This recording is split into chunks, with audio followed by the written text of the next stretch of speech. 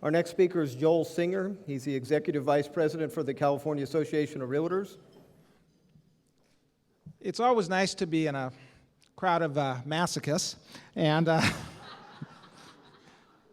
think my job is to make everyone feel better, but I can't really do that.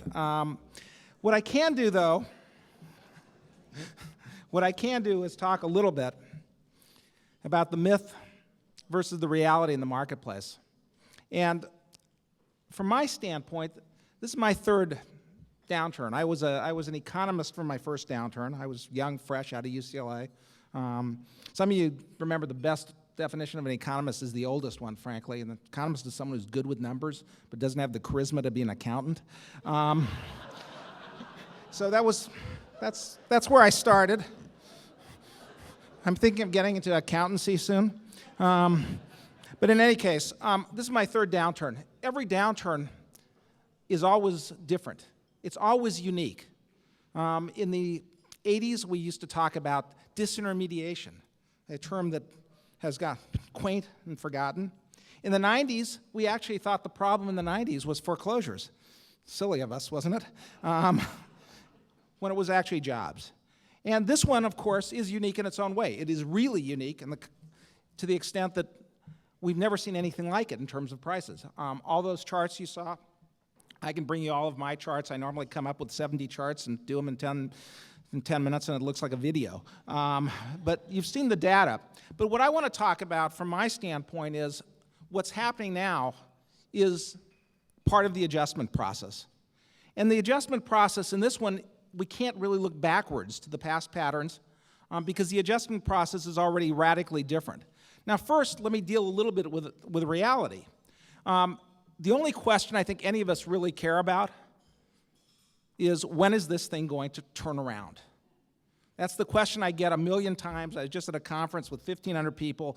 Every panel, the panel that talked about mortgage lending, the panel that talked about technology, that was the only question they were addressing. And the answer from my standpoint is, I don't know.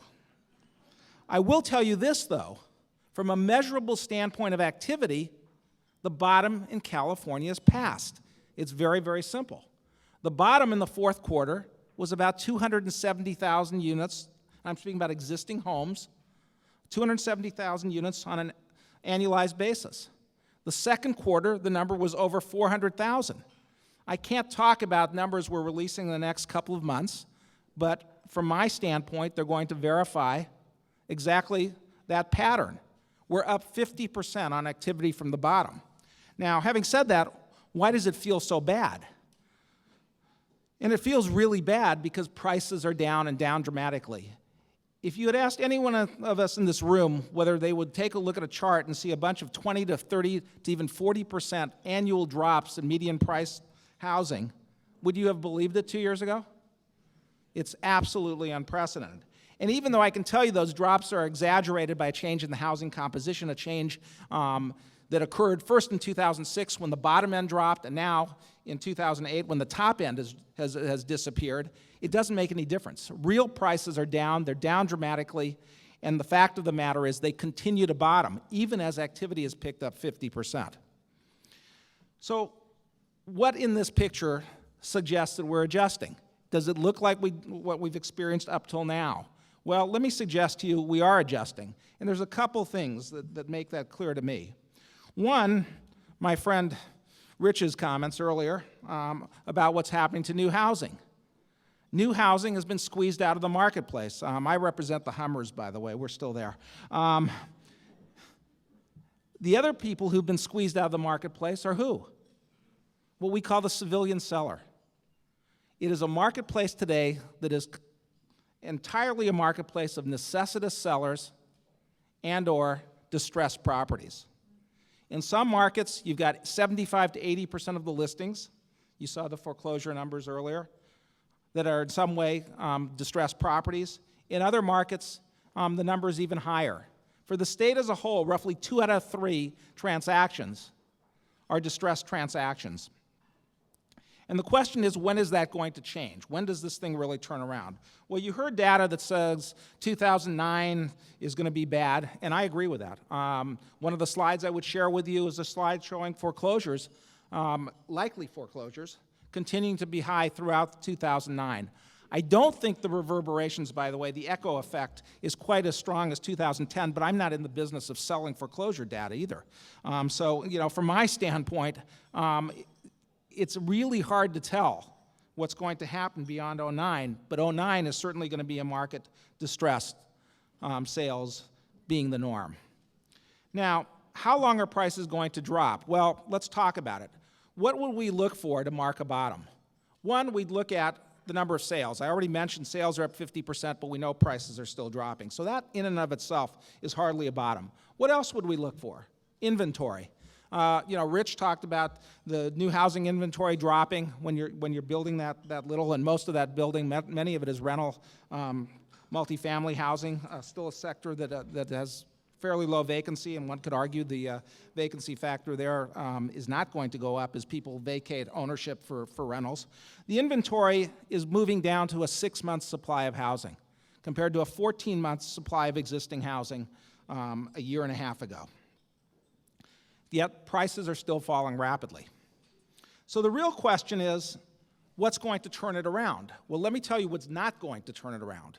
If, in fact, I believe in the doldrum theory, it could be worse. I could be like Chris. I could be a believer in the collapse is coming theory. But the doldrum theory is problematic enough. Our unemployment rate has crept up. I see very little consumer strength. But by the same token, doldrum looks good when I listen to Chris. On the other hand, I think there's a bigger wild card that concerns me more. And we heard it 2 or 3 times, and that is the notion that Fannie Mae and Freddie Mac are dead. And from a financial standpoint, they are dead. They are insolvent. I think if you looked at it honestly, you looked at their books, they're underwater, they're insolvent. Well, for those of us who are around for a while, I don't want to say I'm old, but I am, we've seen this before. Fannie Mae, when I came on board in the early 80s, Fannie Mae had a portfolio. Mortgage-backed securities were kind of a new invention. They were a portfolio lender whose portfolio at one point was 375 basis points underwater. If you look at it today, they actually look better. So that's the only good news I can say there. Now, having said it from that standpoint, the question is, when they get nationalized, what does that mean?